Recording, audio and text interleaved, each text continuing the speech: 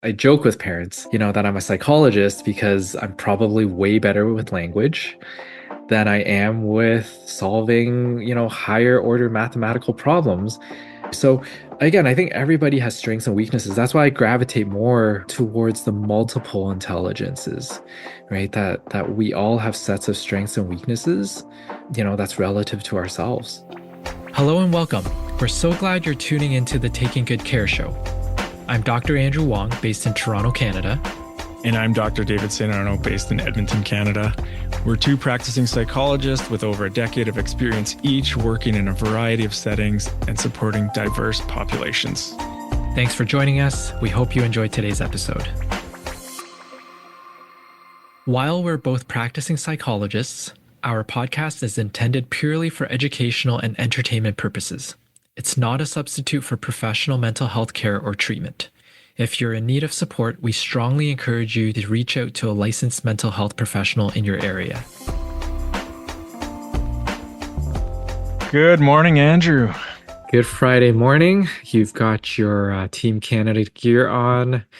World Cup has started, World Cup 2026. I'm wearing my colors. It's pretty exciting. I was saying off air that, previous World Cups, I was always wearing a France jersey. That was my closest connection to like a country that I would cheer for in the World Cup. And it's really neat to be able to wear a Team Canada jersey. We're in it. And we actually earned our way in it, not just by hosting. We're in it for a second time. So let's hope the results are a bit better than the last. More than one goal. Yes. All right. So we're going to dive into intelligence or IQ testing. This has been something that has shown up in my office recently with parents, talking about their children having assessments done in schools or in other places. And it's confusing, and I often spend time helping parents understand a bit of like what the results of the tests might mean without actually having, even the results right in front of me, just kind of understanding the testing itself and there's a lot of misunderstandings in this area. So I thought, let's do at least one or two episodes on this, and I think this could be really valuable to folks that don't, don't have a master's in psychology and that have like been trained and studied kind of assessments. So, and I know you do a lot of this work, Andrew. So when I mentioned this, you said this is right up your alley. So I think we'll have a great discussion about this today. Absolutely, because we work with children, teenagers, even adults, plus college, university students. We get so many referrals for assessments. We even get school boards contacting us to see if we can help out with assessments, psychoeducational assessments, psychological assessments, whatever you want to call it. But a big part of that, every part of that has an intelligence or IQ component to it. And it is confusing. I think sometimes there is some stigma attached to IQ. Sometimes there are certain expectations that are put on students with certain IQs, whether they are lower IQs or higher IQs.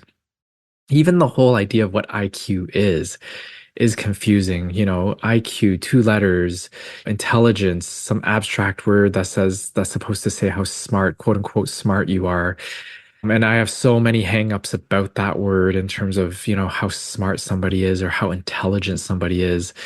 And on top of that too, then we often work with, children who come from two-parent households, where one parent really wants the testing done, and another parent who doesn't, because again, sometimes it's like the hangup of, do we even care what a student's IQ levels or achievement levels are?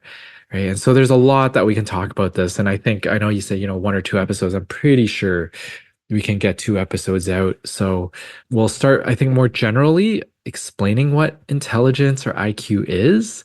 And then we'll funnel it down perhaps into a second episode about what the implications are about all of this testing and assessment work. Sure. I think like you were talking, just even as a listener, when you hear the word IQ testing, right? Or would you want to get your IQ tested, right? It can be really high stakes. Mm-hmm. And and especially how those results are interpreted or used. That is, I think we'll probably get into that in the second episode where we talk more about, learning disabilities or intellectual disabilities or giftedness, not I don't think it's a diagnosis, but it's a label that can be assigned in the schools Hmm. based on some IQ testing. So, yeah, let's start right at the beginning. Let's go Yeah. back to some of the history Yeah. and some of the definitions even. I think one of the things that's really important to know about IQ and intelligence, a lot of the research started sort of in the late 60s and the 70s, where cognitive scientists and researchers started to see the brain like a computer. And this proliferated at the same time of computer modeling, the popularity of using a computer and how a computer works, and researchers started to see the brain as sort of the having circuitry and understanding that just like a computer and the brain, you can do different things, right? The brain does so much in terms of thinking and moving body parts and making sure that our heart's beating and our lungs are breathing. And just like the brain, the computer, same thing, so many different processes going on at the same time in the background. It's not just the computer screen that you're looking at. There's a lot of different components. So this is when really the proliferation of cognitive science and modeling started to happen, brain modeling. And I think if we go back to early cognitive science, we're talking about general intelligence, right? So Charles Spearman talked about the G factor. And that's sort of like your general intelligence, your overall cognitive performance. And there's this one underlying general intelligence that we can place on individuals, right? So there was that G factor. And then, people started to debate, it's not just one intelligence, there's multiple intelligences, right? So I don't know, Dave, if you have anything to add to that before we keep going, Yeah. because I can go on and on. I actually want to take it back even further. I Oh, okay, like go for it. Go for it. 1905-ish, like way Oof. back in France, kind of the origins of IQ testing or intelligence testing. But it's really important to know that like you were saying, cognitive science, like trying to measure cognitive abilities, right? Our Yeah. brains can do certain things mentally, and starting to measure those and then starting to look at like what does that actually mean? And so way back then, these actually Alfred Binet, which there's still a Stanford Binet intelligence test that has come from way back then.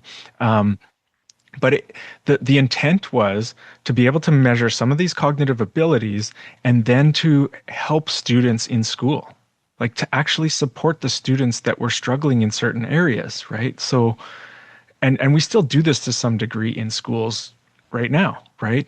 Yeah. But to really understand that the intent back then was to look at how can we help people who are struggling in certain areas and be able to identify those students and then have early intervention, even if they didn't call it that back then, right? But Yeah.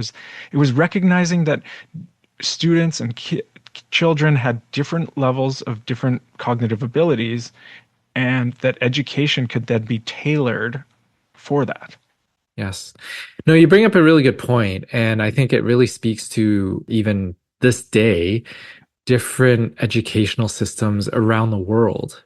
I think in Canada, and I know I'm speaking in generalities here, but I think we do take stock into different areas of intelligence. And, we have different programs for people who may be more visual spatial and hands-on, more practical types of education. And then we also have those who may be a little bit more into math and sciences, right? And courses and programs tailored to that.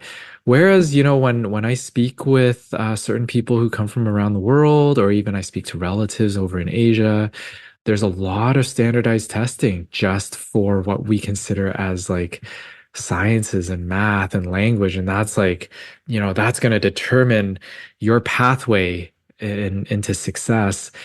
And individuals who struggle with that are sort of seen as, you know what, you're not good enough, right? Go do something else.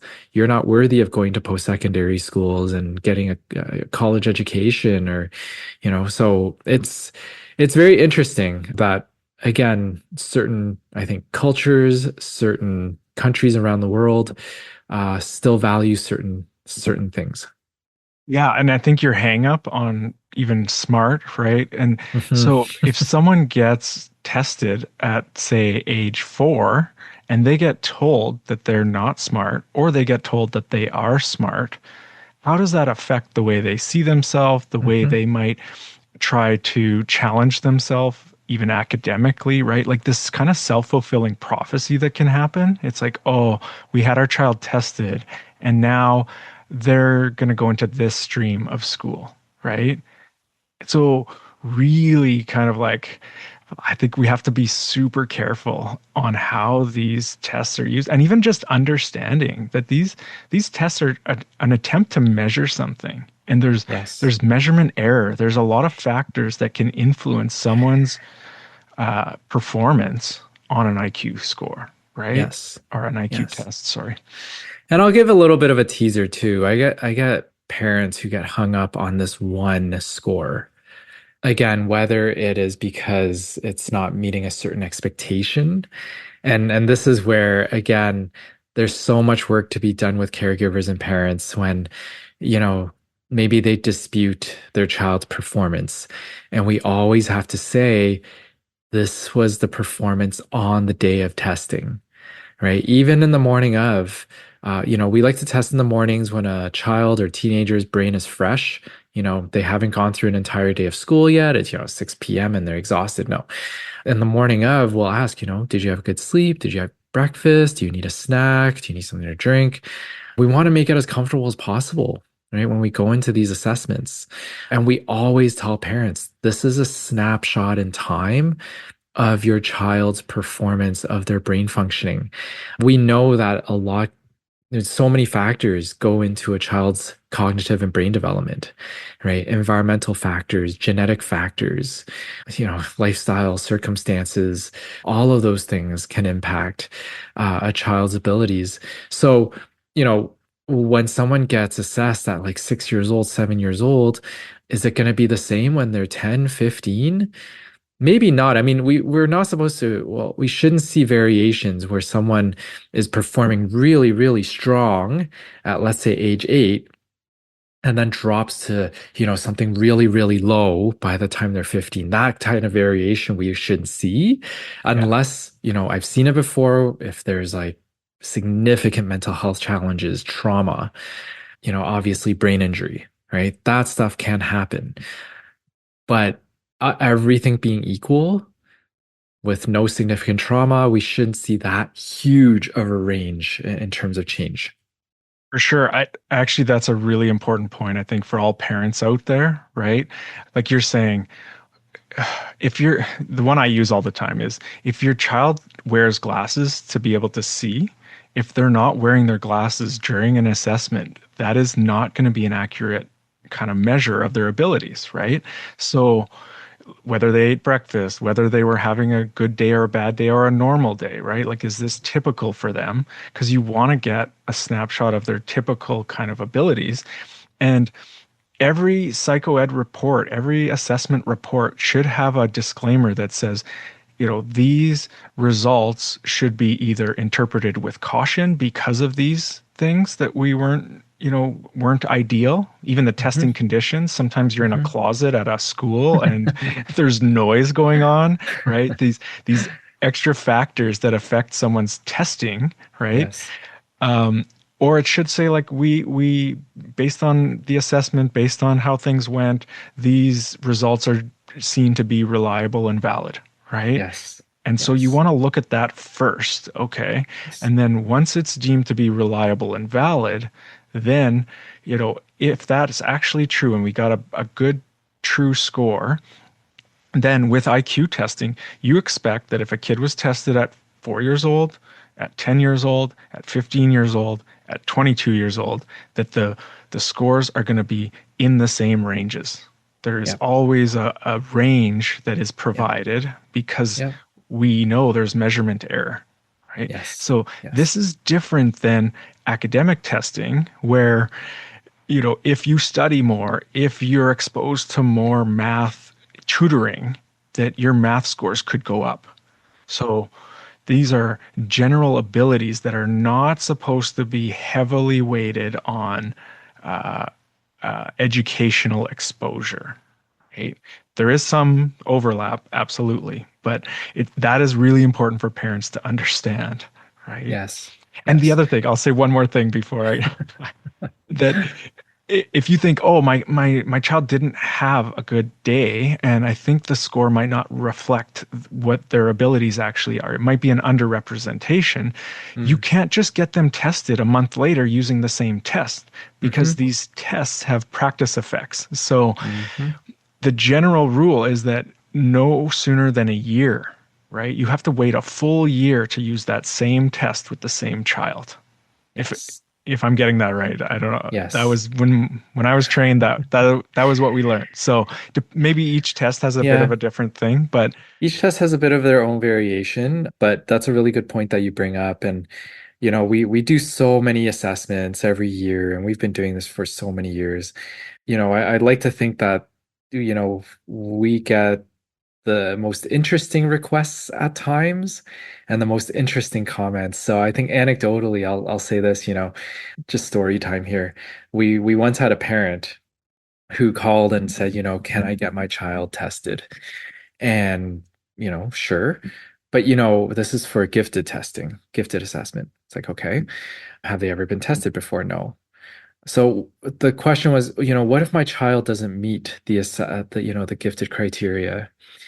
And we're like, well, typically if we're using the same test, you have to wait 2 years before they're tested again. However, we do have another test that we use that we could assess again, but it's a completely different test, but it's accepted, across school boards here in Toronto. Okay, fine. Then the parent comes back and says, but if I go to a different clinic after I've done the one at yours, hmm how will they know, right? hmm They'll just do the same one if I just tell them that we've never done anything before. It's like, yeah, you got a good point. Like, nobody can stop you. It's sort of an honor system. But again, though, I think this is where sometimes like really emphasizing to parents, like if you want a true score, right? If you really want to know the truth of how your child is performing, and if you're accepting of the truth, then this is it, right? If you want to fudge it, absolutely go out, do whatever you want, find the loopholes.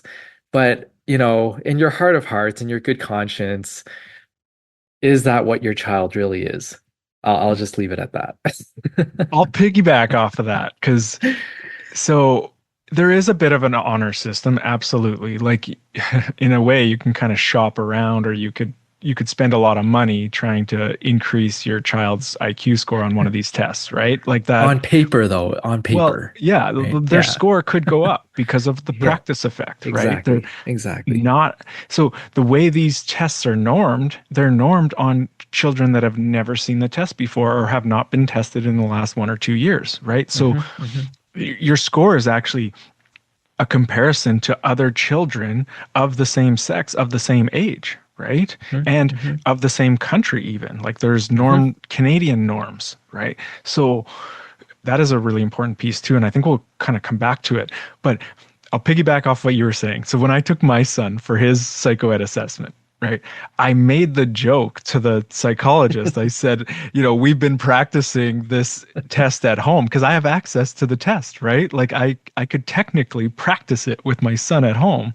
But I Yes. was like, just kidding, because like, what would that serve? That wouldn't serve Exactly. my son or me very well, unless I'm like trying to get into some gifted and talented program that requires a certain IQ score, right? Like there might be some kind of gatekeeping that would require that, and you would think, okay, I'll just get my kid in, and then once they're in, they'll learn more.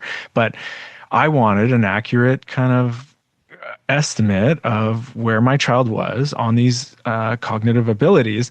But you said you could go somewhere else and it's the honor system. The psychologist doing the assessment actually, I think, didn't totally know if I was joking or not. So when my son was being tested, like he would ask questions like, have you seen this before? Right. And if a child says, oh, yeah, I've seen this before, I did this test last week, then, the assessor should stop the test. Right. So there should be some checks with the children that are being assessed, like have you been exposed to this before? And there's a couple tests that have some pretty unique parts of it that if a child recognizes it, they're going to say like, oh yeah, I've played with this before. And so my son actually did say yes, and so the further questions went, and then it was like, yes, I saw this at the daycare, which wasn't true, right? But it was similar, like they were blocks, right? Like, yes, I've played with blocks before, right? So I think, yeah, it's very interesting. And I mean, we don't want people listening to this podcast going like, oh, this is how I can hack my child's IQ score. Like, no, I think the important part is, again, we'll keep looking at like how these scores are used. And yeah. We'll talk more and more about giftedness, learning disabilities, and so on. We'll save that for, maybe the next episode because there's so much to be said about it. To be honest, like I think we've seen everything, and I'm sure we will see more in the years to come in the practice. But to hang our hat onto one number, into one percentile score, I think is a really flawed way of navigating our children's development and the education system. I've seen children and teenagers and even young adults thrive with their set of strengths. And, at the same time, they hold on to their sets of weaknesses and cognitive deficits. But, naturally, I think people will gravitate towards things that they're really good at, right? So, case in point, even with myself, I joke with parents, that I'm a psychologist because I'm probably way better with language than I am with solving, higher order mathematical problems. If I was really good at that, maybe I would have become an engineer, right? But I'm not. And I gravitated towards this because I'm way better with language. I'm way better with reading and writing than I am sitting down solving complex math problems. That doesn't interest me, right? But this is what I do. So again, I think everybody has strengths and weaknesses. That's why I gravitate more, well, I think most of us will say this, gravitate more towards the multiple intelligences, right? That we all have sets of strengths and weaknesses, that's relative to ourselves. Absolutely. Like when we're looking at whether a child or an adult is quote unquote successful in life, right? If IQ scores predicted that would be all we would use, right? So understanding that an IQ score has some usefulness to it, right? And that it Hmm. it means something, but it doesn't mean everything. And Hmm. if we overweight it or underweight it, I think we can get in trouble. And so I'm hoping that through this discussion, the listeners have a better way of kind of understanding the weight and the usefulness of an IQ score. And I keep saying IQ score because IQ scores are debatably reflective or not so reflective of intelligence. Like there's still debate out there what Sure. intelligence is. So we're using a test to measure some areas of cognitive abilities that some people have said these are the things that define intelligence, and that is debatable. Just piggybacking off of that, like with one score, you've been using the word smart, and I would say, on the flip side, you get uh, people who may be called dumb, right, or stupid, and I think both extremes are hurtful and ineffective when it comes to motivating uh, or trying to get the best out of your students. I've seen, I think those who are called smart, they think that, they're on top of the world at one point in time, and it's like everything should come easy, right? We label that child as smart, as very intelligent, and that child walks around for a little while thinking, you know what? Everything's easy. No homework. I don't have to do anything. I'm just gonna pick it up in class, and I'm gonna do really well in class all the time. I would say like 99% of the time as they go through school, and I've seen this over and over again, things will become more difficult. And as things become more difficult, and now they're not doing so well on their tests and exams, and it's like, oh, I'm supposed to be smart, but I'm not getting it. And that self-esteem completely plummets, right? And it's like, oh, if I can't get this, I'm not doing it, right? And then teachers and parents are like, this child used to be so good and like would get the work done, and now they're not doing anything. They won't go to school. And I think this is where like the constant praise and reinforcement for the idea of smart, becomes detrimental because they've never learned the hard work, the work ethic needed in order to accomplish something that is actually more challenging. Yeah, I mean, there's a lot of argument that, grit or Yeah. perseverance is more important than intelligence. And you'll Oh, you'll for see all of sure. these, even the titles of books like emotional intelligence, is what's really important. It's more important than uh, IQ or uh, different types of like if you want to write a good book and sell a lot of books, you just say that this is the next thing that's better or more predictive about how people are going to be successful than intelligence, right? Yeah. So, but there's this ongoing debate. And I think, again, because IQ at times has been overly weighted, it's Yep. been, and so even for the individual, if you get a high IQ score and your identity is connected to being quote unquote smart, right? And then you fail an exam or things get hard, like you're saying, self-esteem, all of these other factors also contribute. So I often think when a kid gets an assessment, a psychoed assessment, it's a profile, right? Yes. And the IQ is one part of this Yeah. child's profile. And there is a lot of this child's profile that isn't even being measured, right? But we are measuring these areas and we're looking at these areas. And then we're going to look at, like, well, what does this actually mean for this child, right? What things are going to be easier? What things are going to be harder, Yeah. typically? Yep. And I would say, the general factor that really does determine success, whether it's high school, post-secondary, and I think in life in general, is that having that grit, that work ethic, and being praised and positively reinforced for the work ethic relative to themselves. So what I mean by that is, let's say you have a child who does struggle in school, who may be deemed, as having, let's say, a learning disability or maybe like a mild intellectual disability. The progress that they make is relative to themselves, right? And I often remind this to parents is that celebrate the progress that your child is making relative to where they started. Right. So let's say this year, we're in June now. Let's say they started school in September and they couldn't do certain things. Right. And maybe they're still not caught up to their peers. But at the same time, they have improved from where they started in September.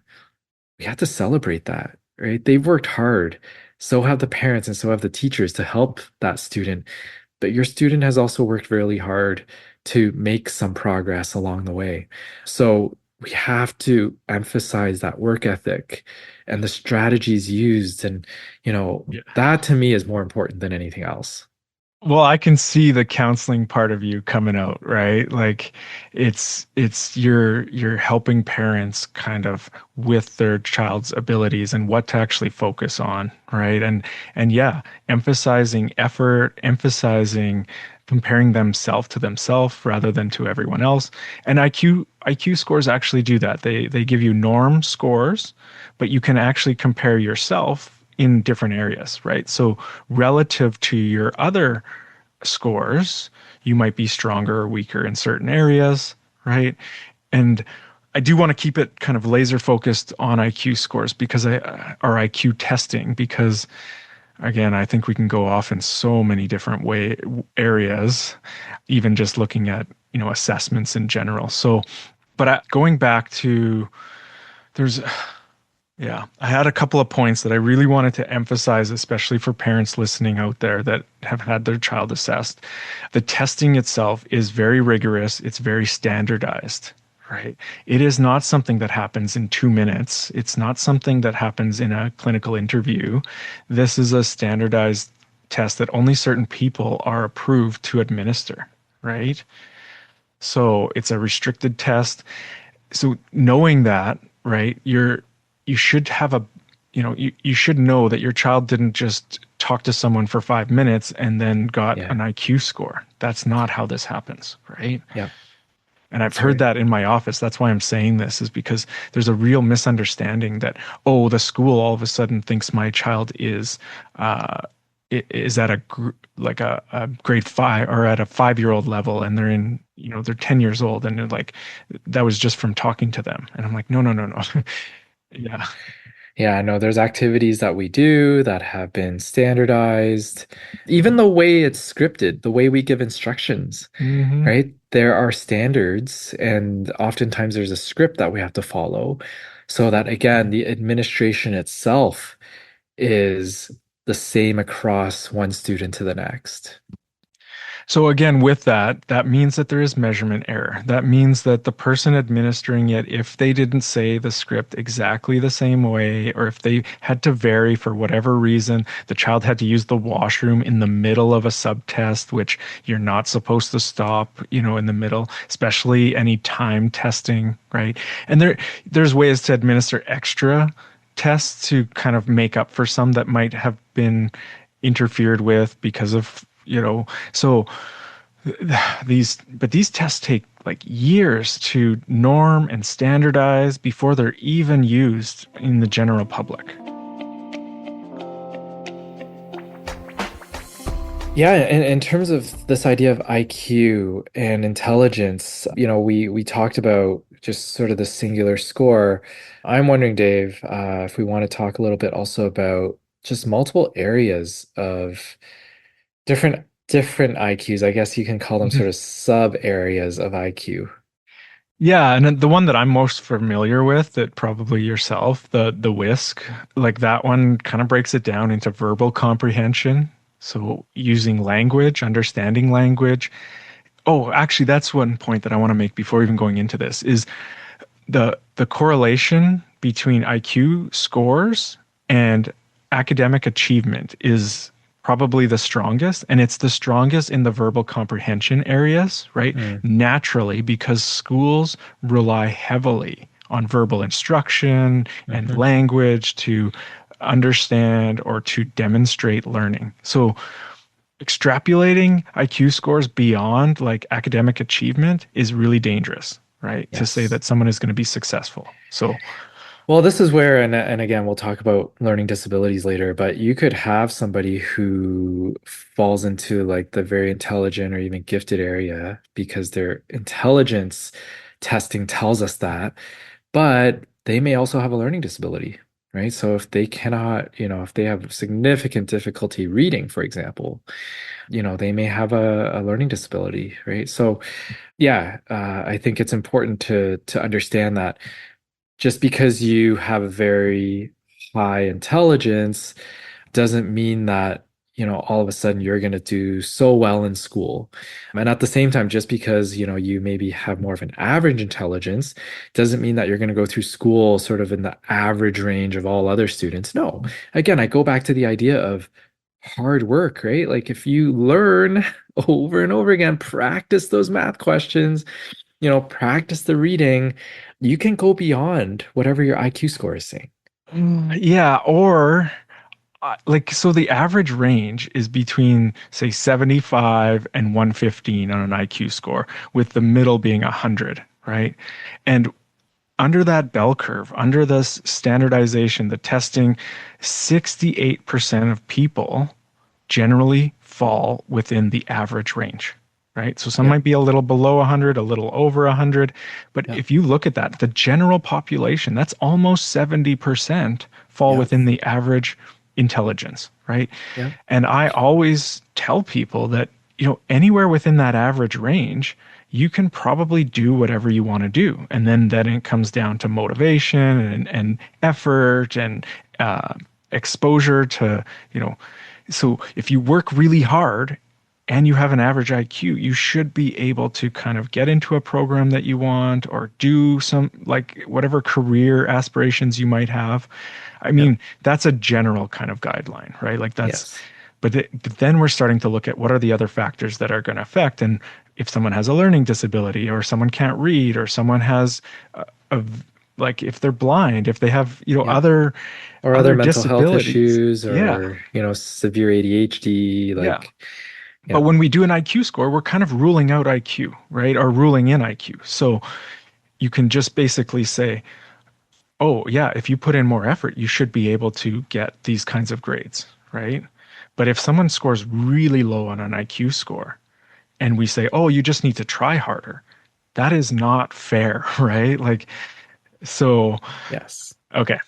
Well, Okay. that's why So, I use the example of like average IQ scores, right? Like, and again, even if let's say the scores are lower, again, I think, and I can't speak for all countries, but I think living here in Canada, I've seen college programs, I've seen workplaces being able to accommodate those who may struggle more with their cognitive abilities, right? Maybe being in a mentorship program, maybe having a job where it's much more repetitive. And so they've been trained to do things in a more repetitive manner, right? And they can still thrive in those settings, right? So this is where, again, I go back to parents, in fact, I had a phone call this morning of a parent saying, with these scores, can they still achieve success, right? How do you determine success? How do you define success? It was more so, will he be able to take care of himself, right? Will he be able to, find a job? It's like, yeah, we will have opportunities.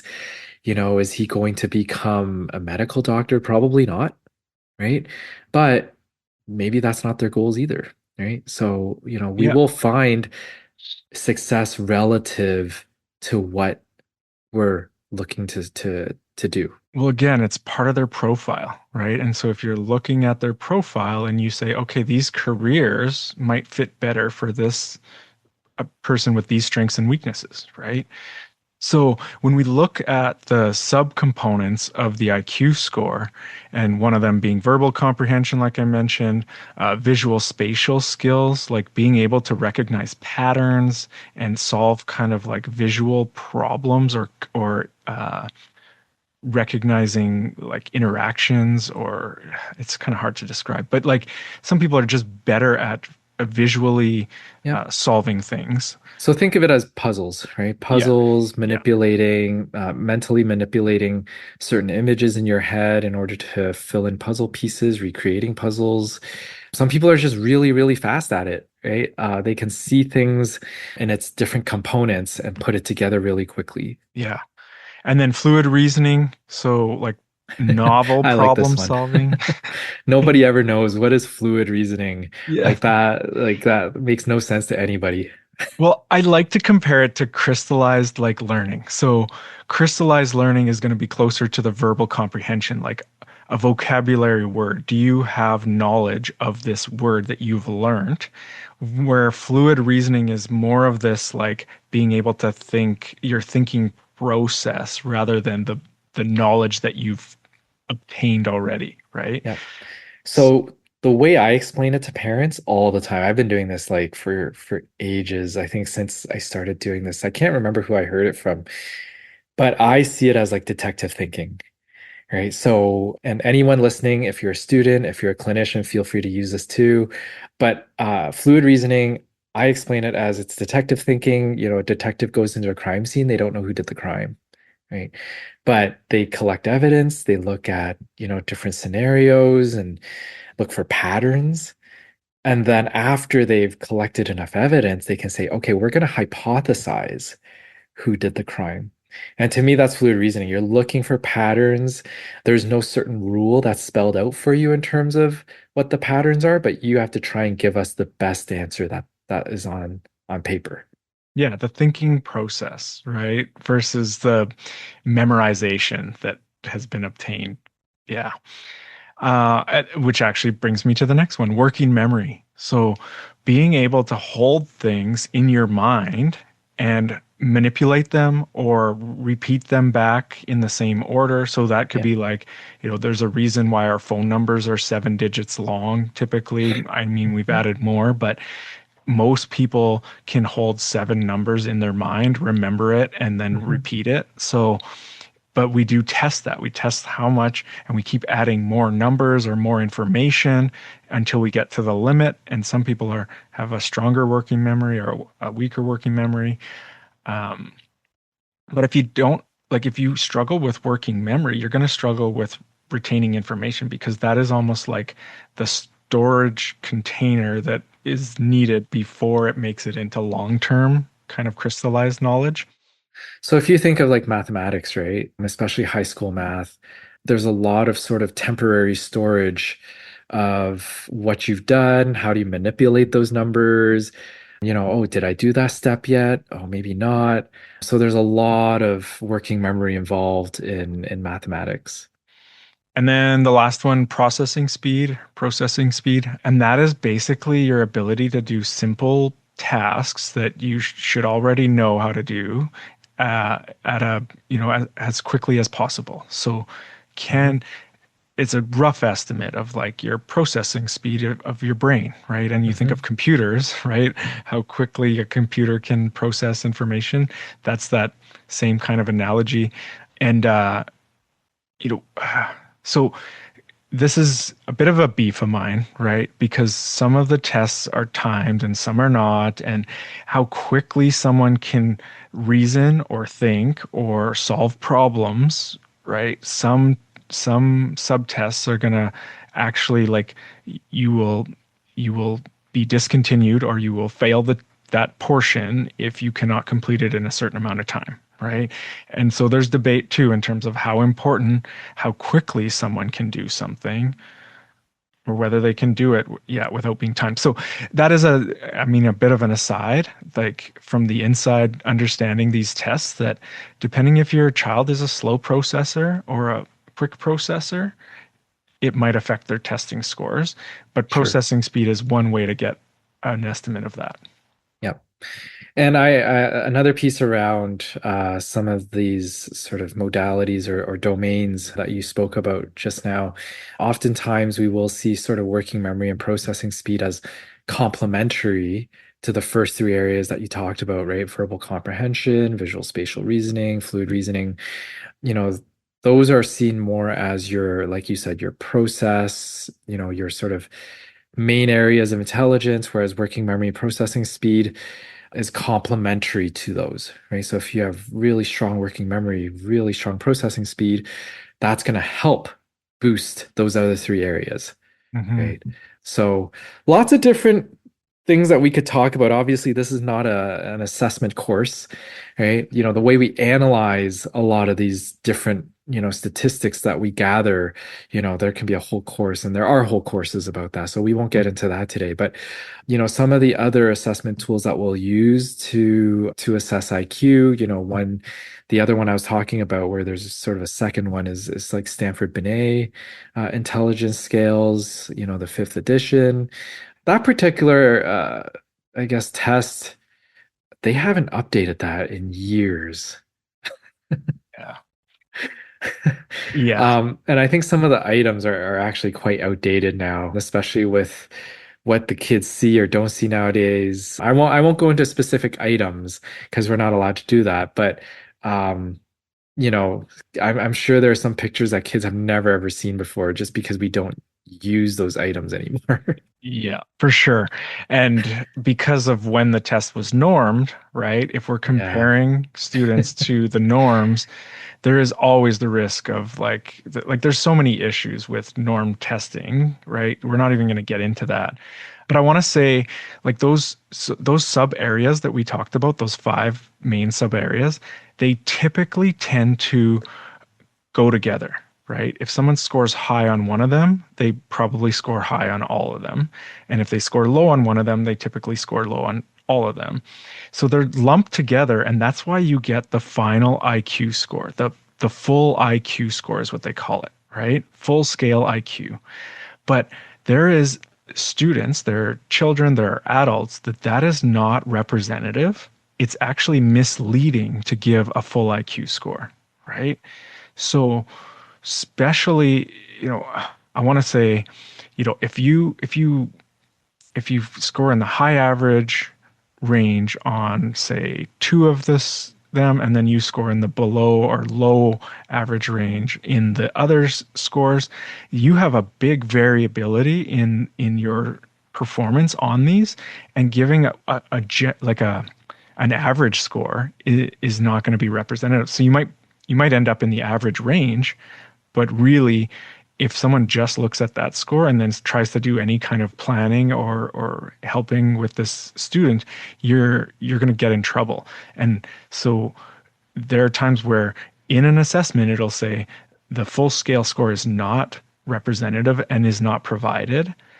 This student is the profile of this student is better represented by these individual scores, and then you can look at those. It gets complicated, right? And that's why there are like whole courses on these things because you can get all sorts of different profiles. I know you mentioned, Dave, like within one of those domains, like visual spatial, like the scores of the two different subtests maybe should be quite close together. But again, it's not always the case, Yeah. right? We get so many different variabilities of how the profile can turn out. And this really does go into how, this is my bias, but how well trained and how experienced the psychologist is. How many profiles have they seen? How many of these profiles have they been, supervised in? And then sometimes, a lot of the time, it comes down to clinical judgment, right? How are we as psychologists going to interpret those scores so that when we give you, the client, the full package, our summaries and our conclusions, it's going to target the strengths, how do we keep boosting your strengths, but also how do we help with your weaknesses? Right? So that interpretation is really, really important because it's going to guide us into the recommendations and the strategies and the accommodations that we make, whether it's to, your elementary school, high school, post-secondary school, workplace even, right? Where they can try and give you those strategies and accommodations.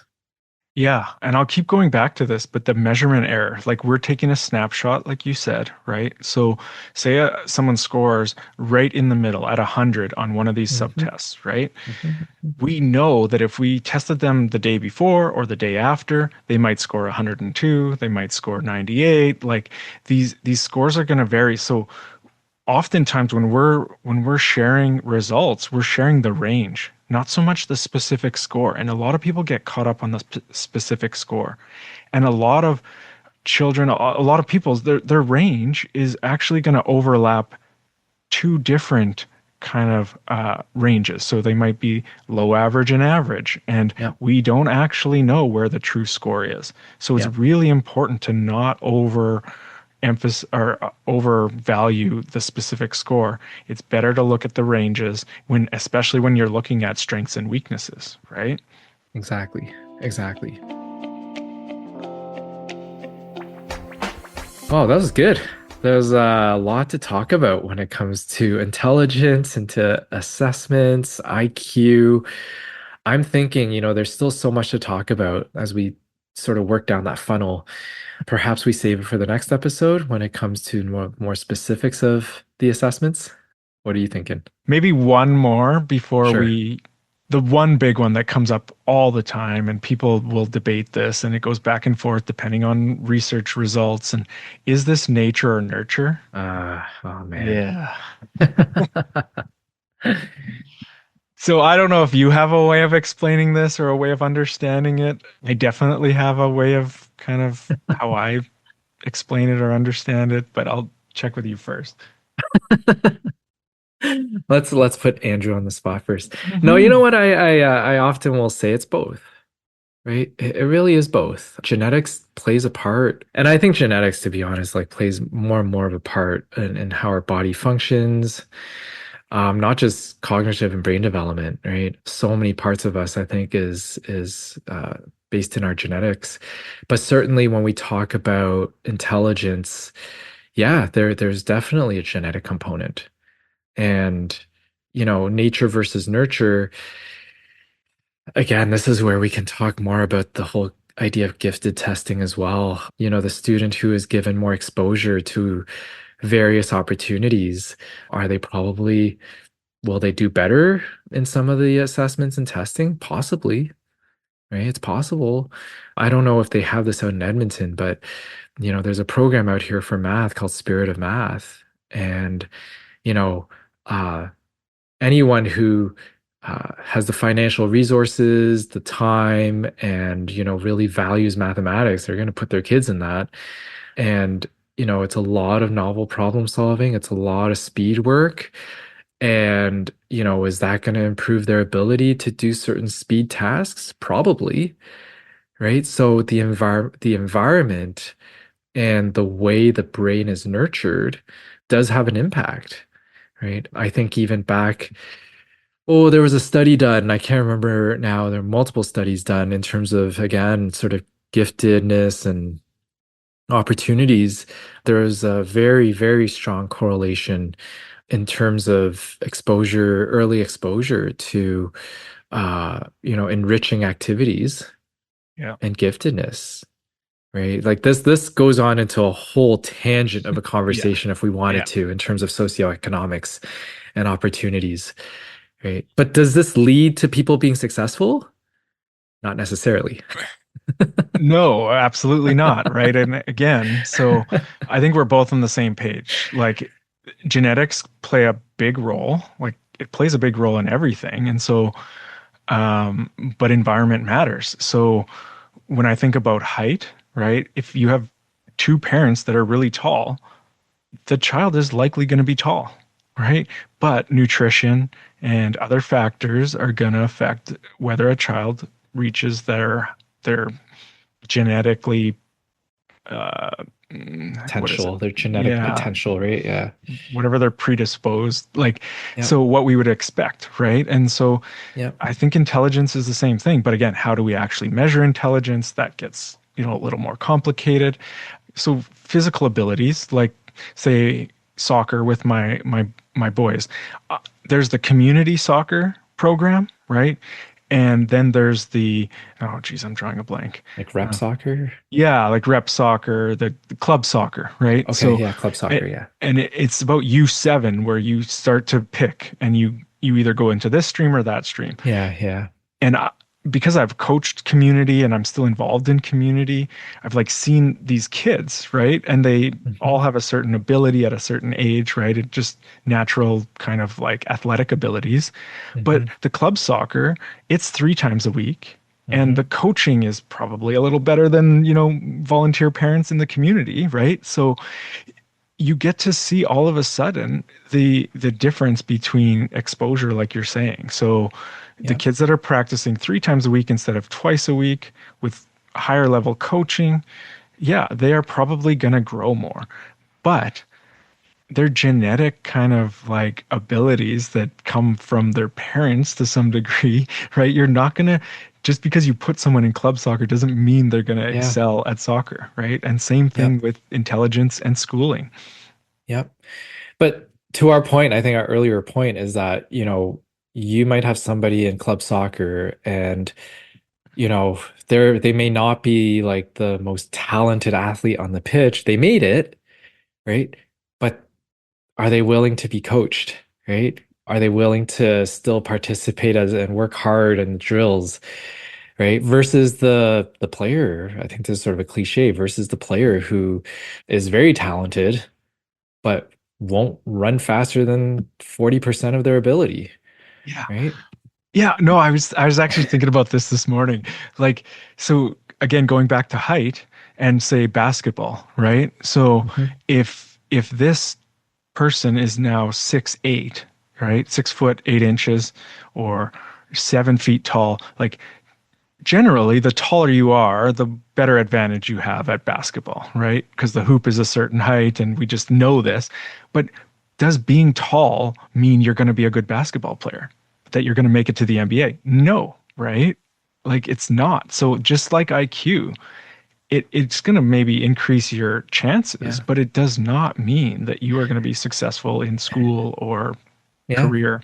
Yeah. Or just because you're 6'8" doesn't mean that you're going to automatically be interested in basketball, right? Like you could care less about basketball, right? That's you don't care about that sport or you don't like sports in general, right? So you go do something else, Yeah. right? So it's like, some parents I find sometimes try to force their child into something. It's like, putting a something that's circle into a square hole. Yeah. It's not going to work. Yeah. Just because you're gifted or just because you're good at something doesn't mean you're going to enjoy it and want to Yep. do it. Yep. So, Exactly. Exactly. all right. All right. This was a really good discussion. Enjoyed it. Like you said, right up my alley. I think that's probably why. I think at times maybe I was getting a little passionate about things, but you know, get ready for the second episode of this then. A quick break and let's do it. All right. So if you like this, yeah, hit subscribe. For some reason, our numbers have really spiked up, and we don't know It's why. been crazy. But whatever you're doing, if you're helping us out, keep doing it. We appreciate it. It is spreading kind of across the world, so it's been really fun, and it's we want to keep doing this. We enjoy doing this. So the way we can grow this is to have more people hear it and listen to it. So the way that happens is if you hit subscribe, like, Share download, it. share it. Yeah. Yeah, we don't do a great job of really promoting it. So if you want to do that for us, we would appreciate it. And it looks like people are. So thank you Yeah. for those who already are doing that. All right. Until the next episode, take good care. Take good care.